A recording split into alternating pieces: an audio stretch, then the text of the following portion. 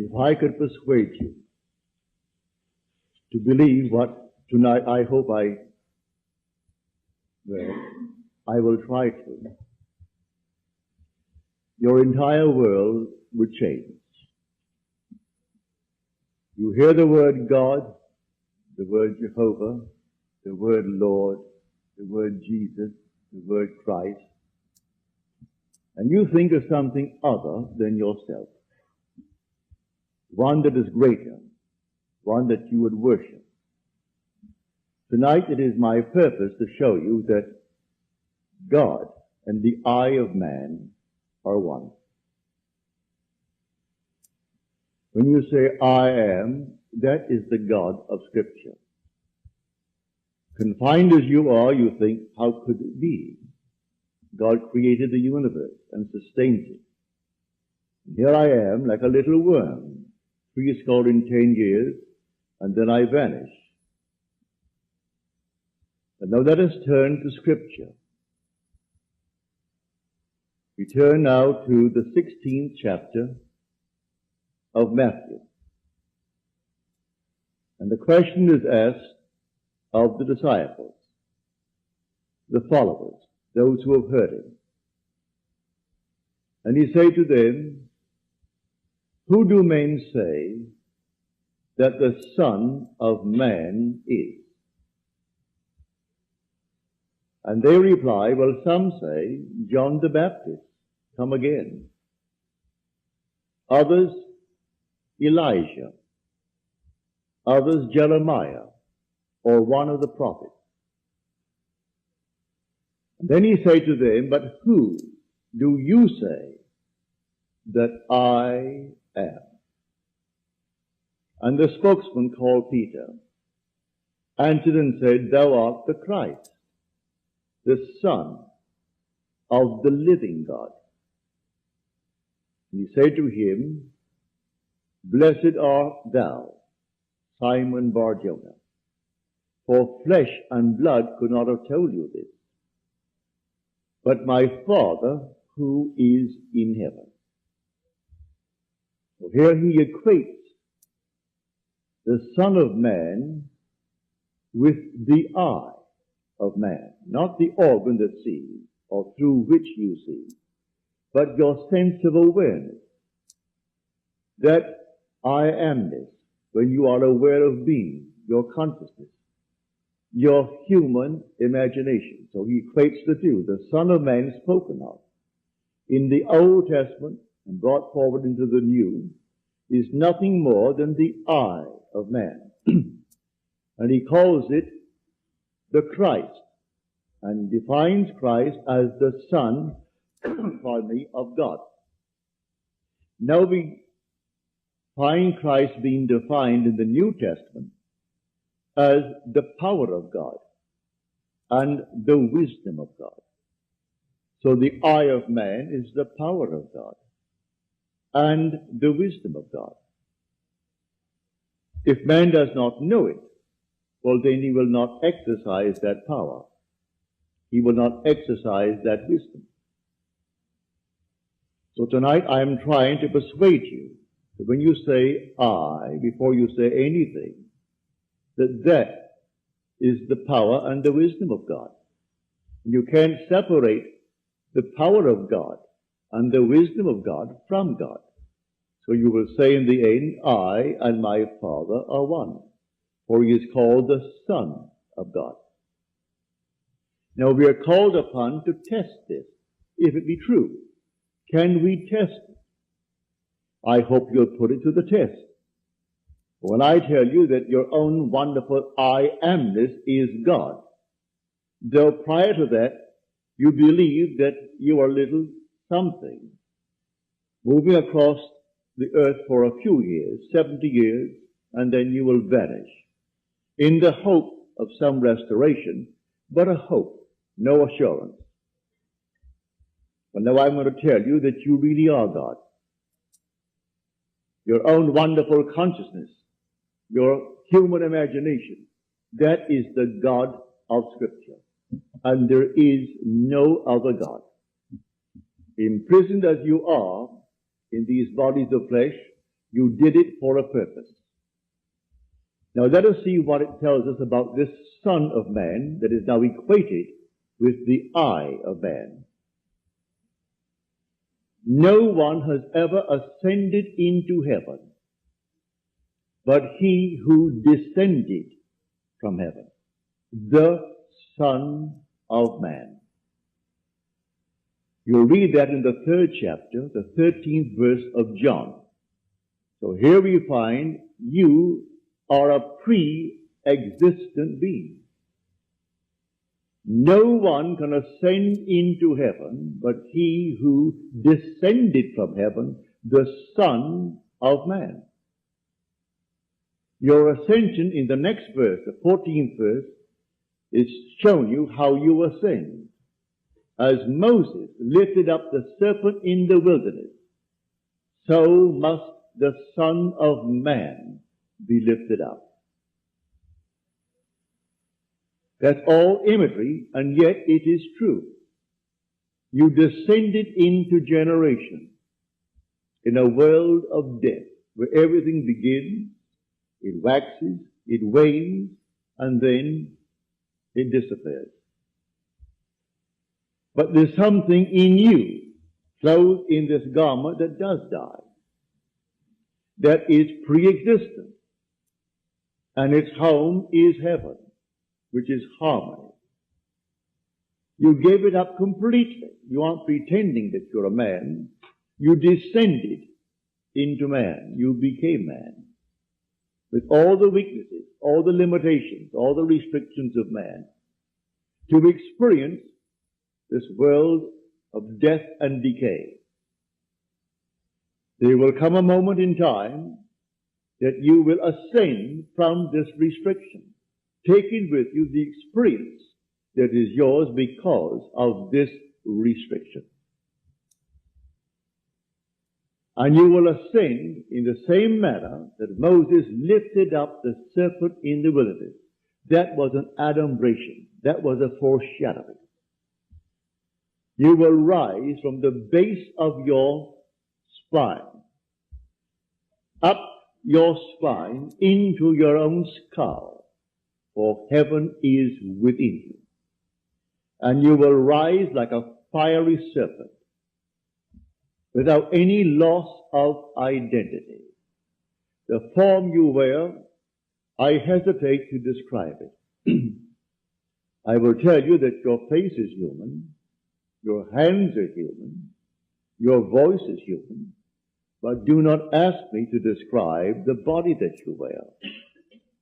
It's infinite power, infinite wisdom, and yet it is a form. You are that fiery being that descended, not because of anything that was wrong when you descended. The fall is not because of any mistake on our part.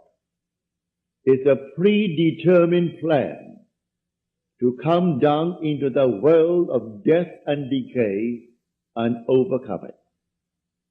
If coming down, wearing these garments, we knew who we were, pretending that we were men, we could not accomplish it. Any more than an actor on the stage, pretending that he is Hamlet, can actually play that part. He has to actually assume it, but even then it is still with a little something in his mind. He knows he is the great actor who tonight will go home to his lovely home, and he'll take off the garment and hang it up once more, and tomorrow he'll replay the play. You don't do that in this play of God. You don't take off the garment. You wear it for your 70 and if by strength, your 80, or maybe even longer, or shorter. But the I of man is the God of Scripture. Put it to the test. Let me now, first of all, before we go into the testing of it, make clear what I said on the last lecture night, Friday night, prompted by a question that was asked here.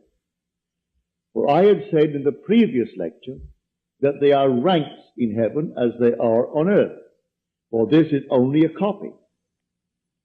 Everything here is a shadow. It's a copy of the eternal realities. And in the 12th chapter of 1 Corinthians, Paul describes the 10, or the 8 ranks. He does it many times, but he never changes the first 2. The first is always the apostles. The second, the prophets. The third, the teachers, and then he goes on. Miracle workers, healers, helpers, administrators, and the speakers in tongues. But he never changes the first and second, the apostle and the prophet. You might think, because I told you I am sent, and the word sent means an apostle, that I am appropriating unto myself a certain first rank. But now, to put your heart at peace, I'm going to quote the 11th chapter of Romans. As of old, for there are always a remnant of old, and the remnant simply means the elect of God. You're not elected because you're born by accident into some ethnic group. Has nothing to do with that. A descendant of Abraham after the flesh is not necessarily the elect of God. You are chosen from any race, any nation, any religion. Well, how the choice is made, no one knows. It remains the Father's secret. But Paul qualifies it in this manner. There is a remnant to this day, called by grace. And if by grace, then it is not on the basis of works. Otherwise, grace would no longer be grace. Therefore, no one who is called and sent can brag. If he brags, he is not the sent. Because it's all by grace. He didn't earn it. It's not by merit. It is simply a secret known only to the Father. So when we are called, incorporated into the body of infinite love, who is God, and then sent, let no one who is sent raise a finger to brag, to boast, for it is all by grace. Read it in the 11th chapter, the 5th and 6th verses of Paul's letter to the Romans. So now I have stated that. So do not think for one moment when I tell you I have been called and sent that in any way I am trying to act superior. For there is no intrinsic superiority to those who are called. Now, he uses an analogy, which I do not think adequate, but you can read it in the book itself. He uses the analogy of the human form, that not all are head, eyes, nose, teeth, and so on. But that is a weak analogy. Nevertheless, he uses that to show you the different parts in one body. But now to come back to make this a very practical night. Believe me that when you say I, before you say I am John, I am Bill, I am this, I am that, I am the other, you are declaring yourself to be. And that sense of being is God. That's God. Now what are you going to put on it? All things are possible to God. All things. You could say now, as you're seated here, after first affirming that I am, you could then assume that I am, and you name exactly what you want to be. If you believe what I tell you about your own I amness, and remain faithful to what you have assumed, that assumption will harden into fact. When you pray in the true sense of the word, you do not pray to any external God. That was my command when I was sent down with the blue bloods. Has nothing to do with the social structure of the world. It has only to do with church protocol, all external worship, all ceremonies, everything that leaves the individual outside of himself. To put a little cross on the wall, or the Morgan Derby, and then bow before it and see it as something external, is not what Scripture teaches. Buried in the Old Testament, there is a pattern. So he said, taking the 12, we're going up to Jerusalem. And everything written about the Son of Man, which is the I of man, will be accomplished. But they did not understand what he said. It was beyond their ability to grasp. He is going up, and only the one who has experienced Scripture, which means he has actually resurrected the pattern, playing the part that is the central part of Scripture. He resurrects the pattern, all within himself. He plays all the parts. He is the one who is born from above. He is the one who comes out of the grave, unassisted. He is the one whose 3 witnesses bear witness to his birth from above. He is the one they cannot see because he is now spirit, yet more real than all the flesh in the world. He is the one who actually sees his son, David, and David calls him father, and he knows he is David's father. And David knows that he is his son. He is the one whose temple, the body, is split in 2 from top to bottom. It is he now who ascends like a fiery serpent from the base of the spine up into the skull. He is the one on whom the dove descends and lights upon his hand like Noah in the ark. And as Noah brought the dove into him, you bring the dove to you, for man is the ark of God. And as the ark contains all things within itself, pardon me, man contains within himself all things. Everything he creates from within himself. And this pattern, the individual awakens within himself. And who does it? The I of man. And that is God. Now tonight you can test it, as you are called upon to test it. Test yourselves and see. Do you not realize that Jesus Christ is in you? Unless, of course, you fail to meet the test. Examine yourselves to see whether you are holding to the faith. What faith? Have someone tell me that I am a Christian, or I'm a Jew, or a Mohammedan, and holding to that faith that they talk about? No. The faith that I'm talking about tonight. That your own wonderful I amness is God. Test it to see if you're holding to that faith. If you're holding to that faith, and all things are possible to God, you should be able to prove it in the testing. She's not here tonight. She promised she would write me a letter, having told me the story on Friday.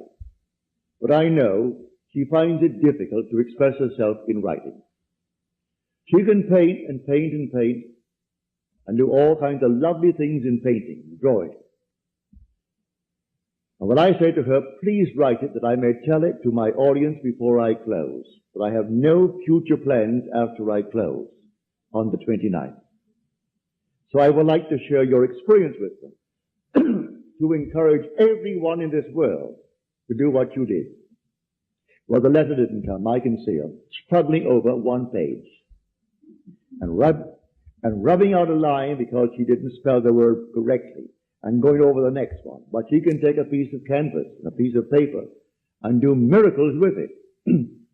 But because she is restricted in writing a letter, she didn't send the letter. But the essence is this. She is now a divorced girl with a little boy. Handsome little fellow.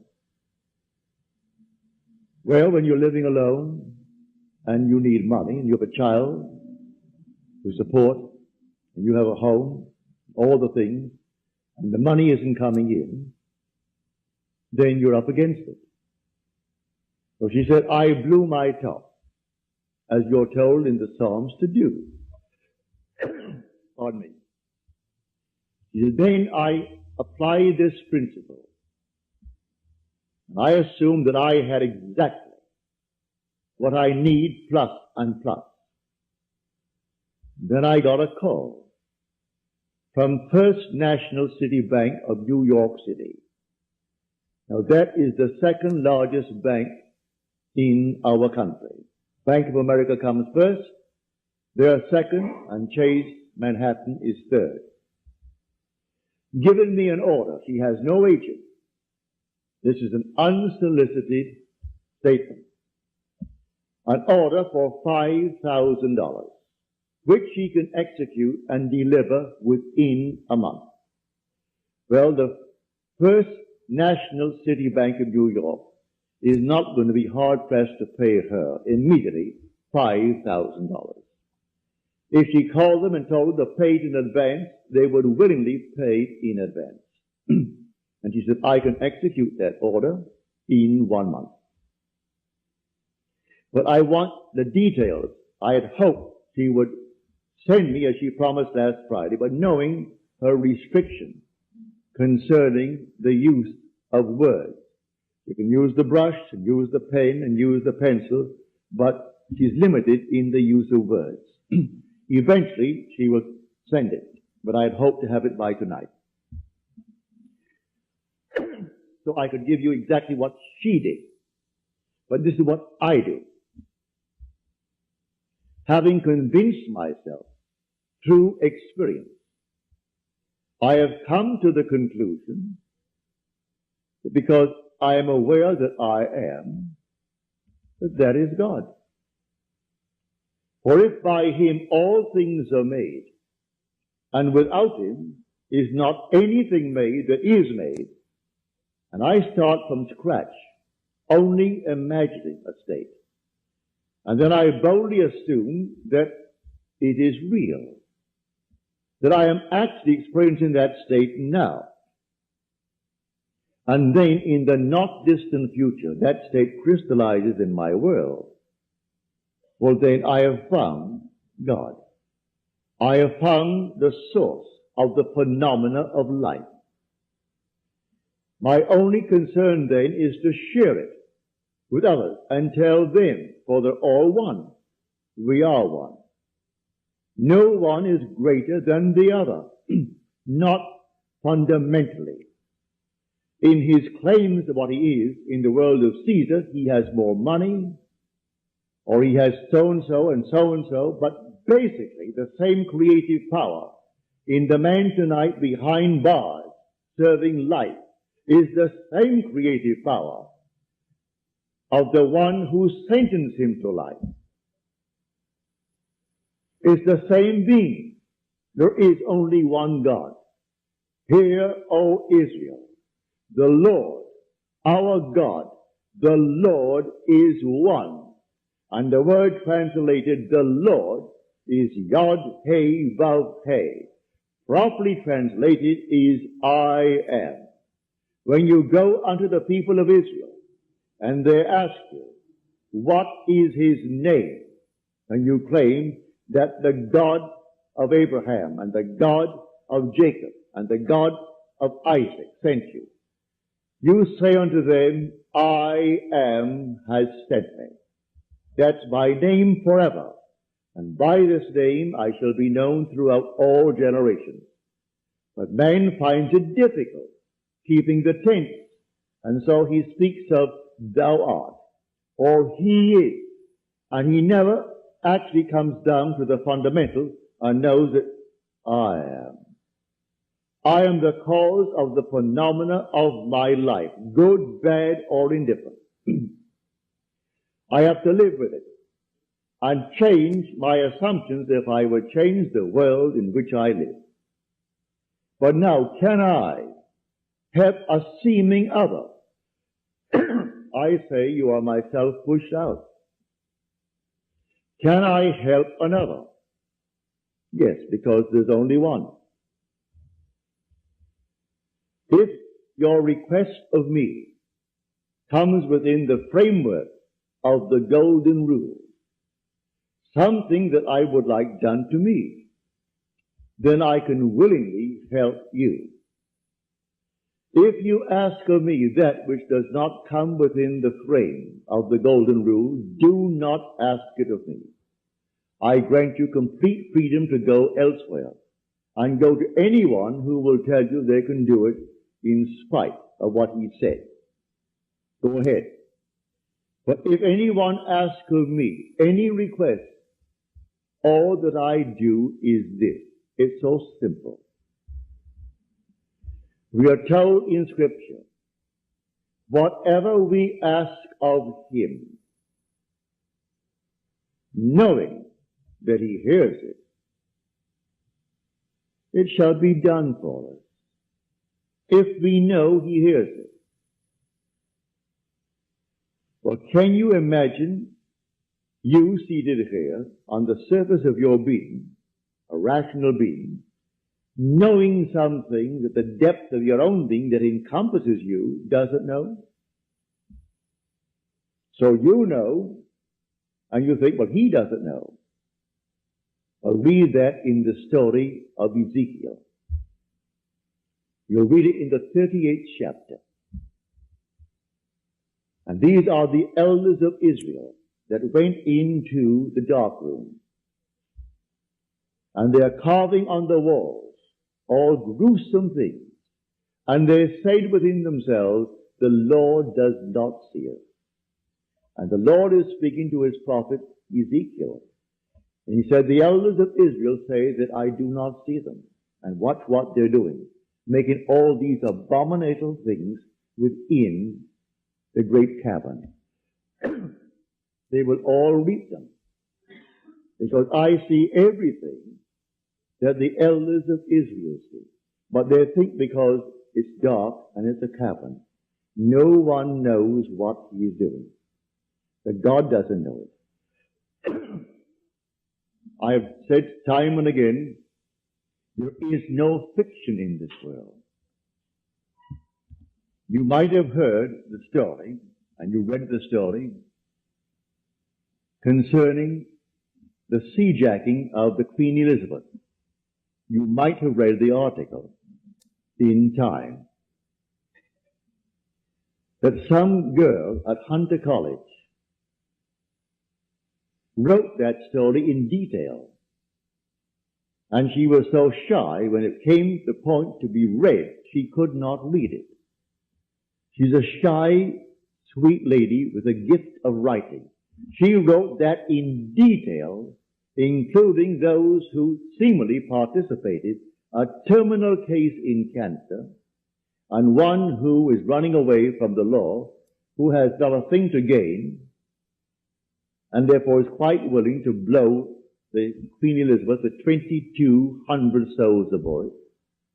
And everything is completely in detail in her fictional story. If imagining creates reality, there is no fiction. So, someone expressed her thought. and called the captain while at sea and demanded $1 million and would settle for $350,000. Well, it must have cost them, more than $1 million to stop that huge hulk in mid-Atlantic and then feed 2,200 people 4 times a day for the extra meals that they would have coming to them.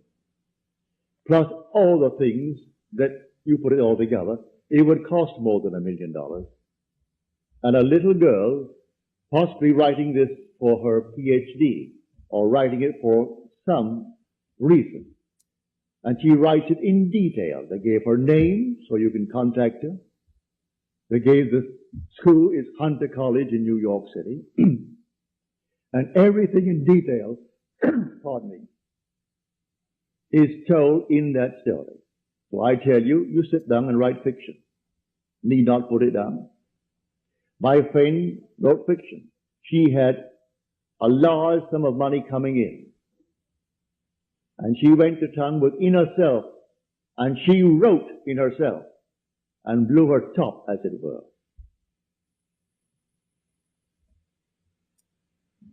Thank you, Daddy. Thank you. Didn't drink enough tonight.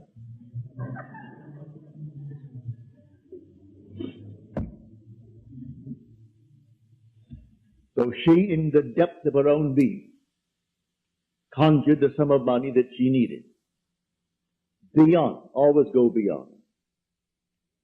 So we are told in the psalm, be angry, but sin not. Commune with your own heart upon your bed, and be silent. Yes, blow your top, but do not let the sun go down upon your anger. Be silent as you commune with self. You don't commune with another, for the self of man is God. So be angry, but sin not. Commune with your own heart upon your bed. Not communing with another, and then you actually know exactly what you want. And in that state, fall asleep. And in a way that no one knows, and you, in your surface mind, you do not know, it will all come to pass. Everything in the world is created this way, but man does not know it. Who knows tonight who is treading the winepress that is going to cause a change of mind in tomorrow's world? But when they do it, they are intense in the doing it. If you are lukewarm, you're told in Scripture, I'll spew you out. Would that you're either hot or cold. But because that you are lukewarm, I will spew you out. You can't do anything if you're lukewarm. You must be intense about it. You want to be rich? All right, can be rich. You want to be known? You can be known. No matter what you want, but you must be intense about it. And then commune with your own heart upon your bed, and then let it drop. You'll read that in the 4th Psalm, the Psalm of David.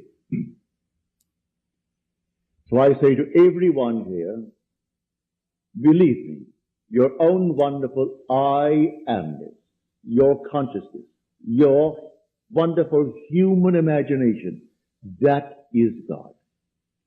And all that you behold, though it appears without, it is within, in your imagination, of which this world of mortality is but a shadow. So you can change the shadow if you change the object, for you are the light. He said, I am the light of the world. Change the object that you're holding within yourself and identifying yourself with it. Change that object, you're lighting up, and you'll cast a new shadow upon the world. So you say, I am, and you name it. And then you say, I am unemployed. No, I am gainfully employed, making more than I've ever made before. Don't ask yourself how, why, and through whom. That is not your conscious reasoning mind's concern. If you take the intellectual background, the educational background of those who are making top money in the theatrical world, I doubt that they could pass any college examination. I don't think they could pass any entrance examination to college. Yet they're making $1 million, $2 $2 million a year. Do you think Bob Hope could pass today's examination for entrance into college? Well, all of his material is written for him anyway. Can't even write that. But he has millions, all right, because that's how he dreamt. May I tell you? I know the background of the man. A friend of mine who is now gone from this world played in vaudeville with him. And he would borrow from my friend every week a sum of money because he had to go to that post office and buy a postal money order and send to his bank. He borrowed money that was interest-free because he was sending in money that was not interest-free. He had to send a certain sum of money every week, and he would send it into his account. And borrowed from my friend Harry Webb, who had a band, and they played together. Not in the same act. Harry had his own act. He has a small band. And Harry was the outgoing personality who didn't care about money, and so he wanted money. Hope wanted money. He would loan him the money. He always paid it back the next week and borrowed it again, because he had to have so much in that bank every week. And when they would go into a restaurant and food was left over, like bread and butter, who took it all home? Bob Hope. Bob took all the buns, all the rolls, everything that was there uneaten. He paid for it, and you paid for it. You don't want it, Harry, do you? No. All right, so he took it home. So he has 400 million, so they claim. That was his goal in life. If that's your goal, have it. I speak of another goal. The goal of awakening to who we are. When man awakens from this dream, the whole vast world and all that it contains is as nothing to the being that you are. You came down from heaven, where the whole is yours. As you're told in the 50th Psalm, if I were hungry, I wouldn't tell you, for the world is mine, and all within it. The cattle on 1,000 hills are mine. So why should I tell anyone of my need when it's all mine anyway? I would slay and eat. When you awaken, you don't ask anyone if you awaken from this dream of life. But while you're in it, all right, we're one. This little hand of mine, if it begins to itch here now, it's easier for me to take this hand that is not attached to this and scratch it than to try to bend this thing out of shape to scratch the back of it.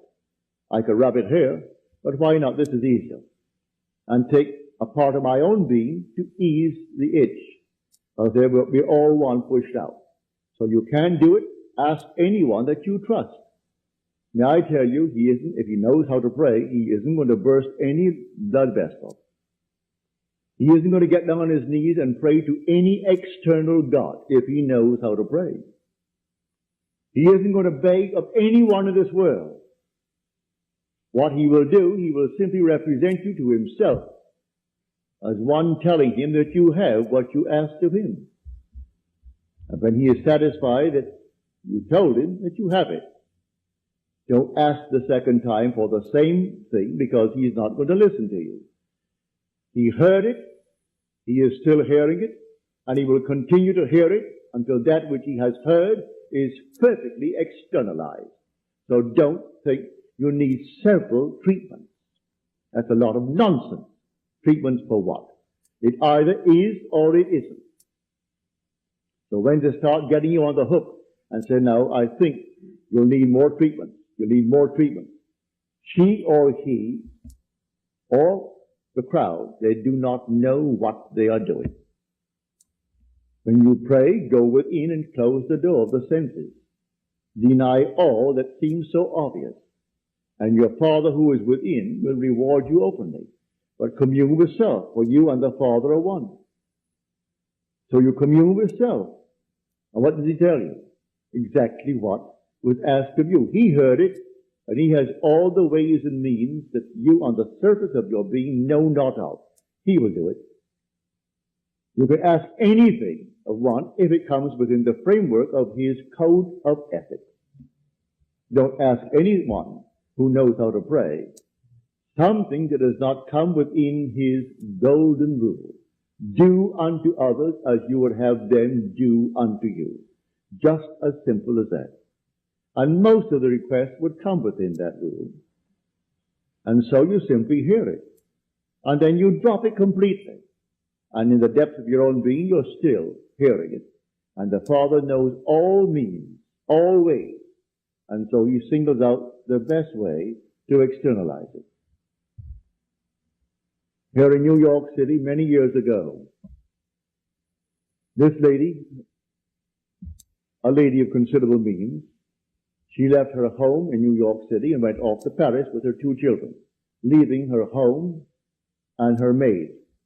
Before she returned, the maid took all of her furniture and took it away. When she returned, the apartment was there. Rent was paid every month. But there was no furniture, not a thing in it.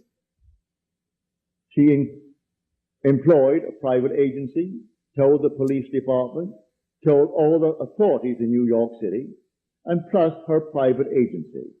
At the end of a few months, they did not turn up one thing concerning that stolen property. She came to see me. I said, all right, you're seated there and I'm seated here in my apartment, aren't we? Now, you are not seated in my apartment. You are seated right now. Close your eyes. You're seated in your own apartment. And you had a grand piano? She said, no, I had a piano, but it wasn't a concert grand. It was grand, but not a concert grand. And on it, I had my pictures of my 2 children. And I had pictures of the wall. She told me what they were. And the furniture, I said, all right, refurnish that place as you left it. You have a memory. She did. Now, when I stopped talking, it's because you have refurnished that place to me. Now you're going to go in and you aren't going to see your apartment from my apartment. You're in your apartment. And you can feel your chair and get off your chair and feel the piano and see the children, the pictures of the children. And that's what you're going to do. She agreed she would do it. And then we simply broke the spell. What did it take? 2 minutes? 3 minutes? That week, she went to her bank on Madison Avenue. As she was coming out of the bank, she had a past history of a little mental state where she was put away for a while because she needed psychiatric treatment. And the bars on this window reminded her of her past history and therefore addled her for a while. So she came onto Madison Avenue and turned south instead of turning north, where she should have. When she discovered her mistake, she was at the end of the block. When she got there and discovered her mistake, she looked down, and 2 very familiar ankles were standing right before her. She came up to the face, that's her maid. And the maid spotted it and started to scream. She went over to the maid and grabbed her before the light changed and hailed the oncoming taxi and said, you're taking me right now. And the maid, who could have killed her, she was so big and strong, was so reduced to impotency because of the discovery. And the maid took her to the place where she had stored that furniture. She said, I'm not bringing action against you. I want my furniture. And she got it back into her own apartment within the week. A seeming mistake was the way the Father laid her. All I ask is to go to the end. If I go to the end and give thanks to the end and for the end, it's done. Now let the one in the depths of my own being devise the best means to take me to that end. The end is where I start. The end is my beginning. And that is a story that I know from personal experience.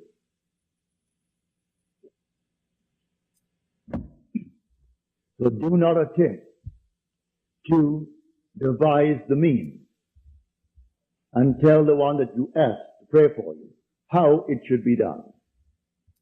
He will lose all interest and turn his back and say, go elsewhere. You don't go into a doctor's office and tell him what he should do. You go to him because you trust him. Well then, you either got to trust him and continue, or you're going to leave him. Well, if you go to someone that you really believe who knows how to pray, don't tell them how to do it and what means should be employed in order to do it. He is going to go to the end if he knows how to pray. The end is where we begin. In my end is my beginning. And we're always ahead of our evidence. So I go to the end. I see the whole thing done, and then drop it, and let it happen in my world. So to come back, the I within you now, when you say I, no matter how little you have thought yourself so far, may I tell you, you are the infinite God. And when the story of Jesus Christ repeats itself within you, you will know it's all I. No one called Jesus is going to appear. He is not going to push any stone away from you when you come out of that tomb. And then you'll know the words of John.